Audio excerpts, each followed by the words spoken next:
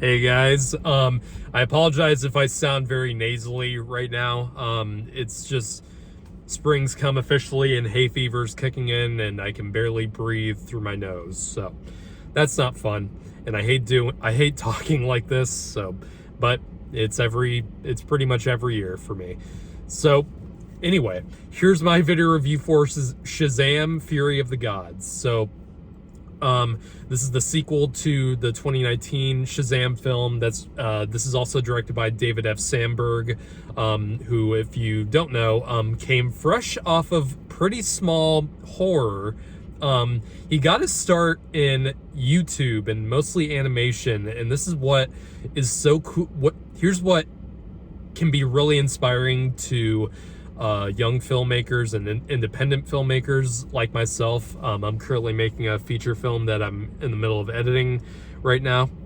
But people like David F. Sandberg should inspire any aspiring, filmmaker to keep, being productive and being creative, because it can happen. You can hit the big time with Hollywood, because he got his start with, a bunch of short films like that he and his wife made, and then he was able to get Warner Brothers and New Line Cinema involved to make a feature film about that Lights Out short.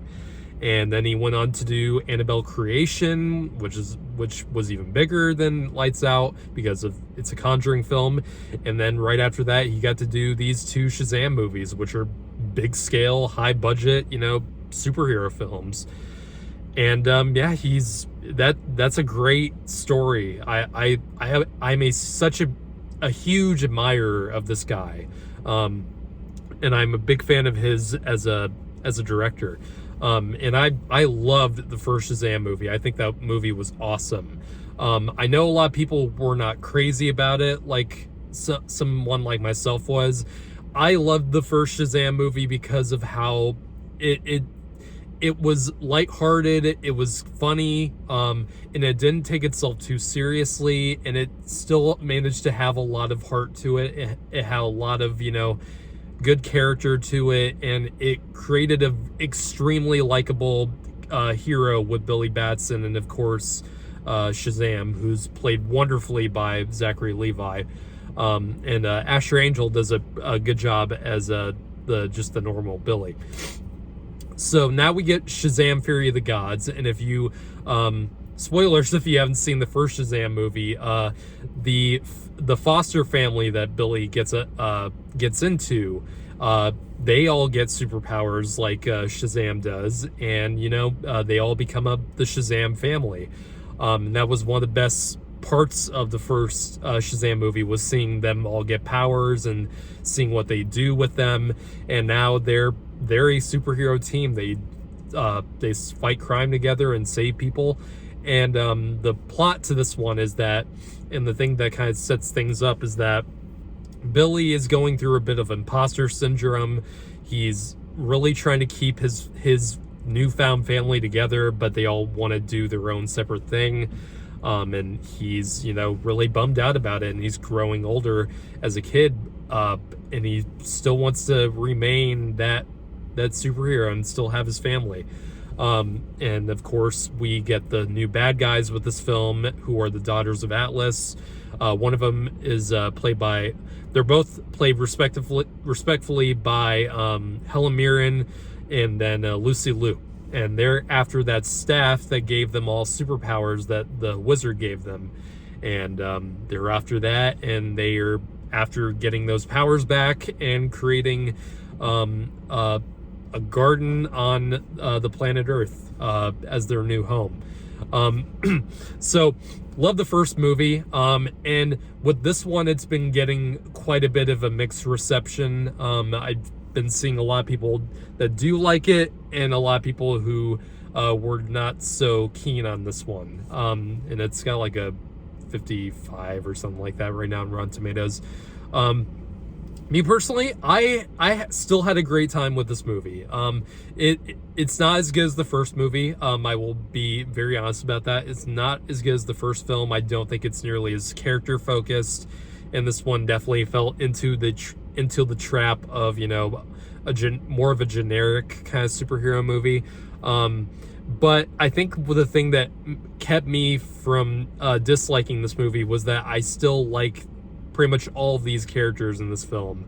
And I love that family dynamic that the Shazam family have. I think there's still a lot of great and funny scenes of them all together, and having meetings, and they're all they still talk like kids, and it's that will always be funny to me, just seeing these grown-ass adults who still talk like they're children and high schoolers, and that's always amusing to me.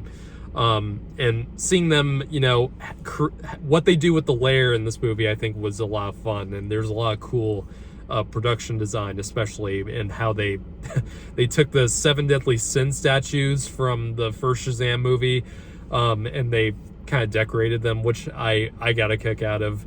And of course, Billy in this one is constantly talking about Wonder Woman, and I mean, yeah, he's turning 18 and all those hormones, man. And I know that the trailers showed this, and I really don't. I'm not gonna say what it is in case you want to see that. But yeah, so I think there's still enough scenes for me of the character, dynamics. I do like pretty much. I do like all the scenes where they're just talking, and it's just a normal movie with the dialogue and stuff. The scenes with all the superhero action, they're not badly done in my opinion, but I think they overstay their welcome, and it definitely has a lot of things that you've seen before in other superhero movies.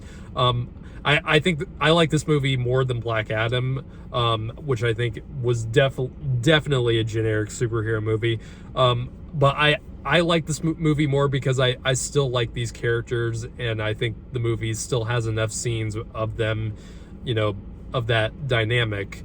And there's the super like the superhero stuff in the movies does have some pretty cool stuff going on in it, especially with the powers of the Daughters of Atlas, and especially the newcomer in this film, who is Rachel Zegler, who you probably knew from the remake of West Side Story.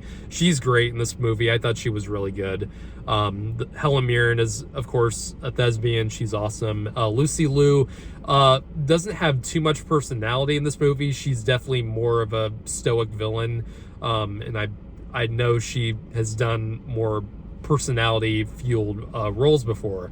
But I think everyone in the movie looked like they were having fun, and you can definitely tell that there was still love behind the camera. I think even though this film is definitely more of the kind of Hollywood blockbuster you'd see from other types of movies, I think David F. Sandberg still gives enough personality for me and more of a creative voice behind the camera.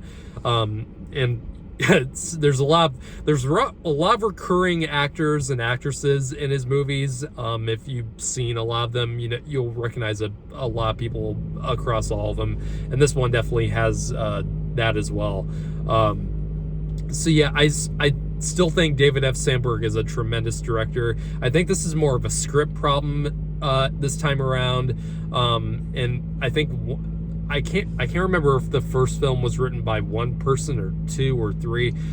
This film's written by two people. One of them is the returning writer from the first film, and the other is a writer of the Fast and Furious movies, which is fun because they do reference Fast and Furious, and of course Helen Mirren is in both of them. You can definitely tell by how much action is in this film compared to the other film, and I think more audiences will get into this film more than the critics are, because one of the things I heard the people who didn't like the first film as much was that they thought there wasn't enough action, which I don't like, superhero movies forcing action in just for the sake of it. I think if it serves the purpose of the story, great, but I don't need an action scene every 10 minutes. There is a lot more action in this film, and I think it does kind of get unnecessary. and I think it could focus a lot more on Billy Batson and less on the superpowers and stuff. And I want to talk about, you know, with the mixed reception of this film and the negative reception of Ant-Man and the Wasp: Quantumania, I think we finally need to come to a realization that superheroes are not going to keep saving Hollywood's ass like forever, because you know, every decade in film has a specific kind of movie that audiences tend to flock for, and this past decade was definitely the superhero movies from Marvel or DC or something in between. It doesn't really matter, because there's always a kind of movie that is more popular in a certain time frame in terms of the cinema world. And I think with this, we're kind of exiting the era.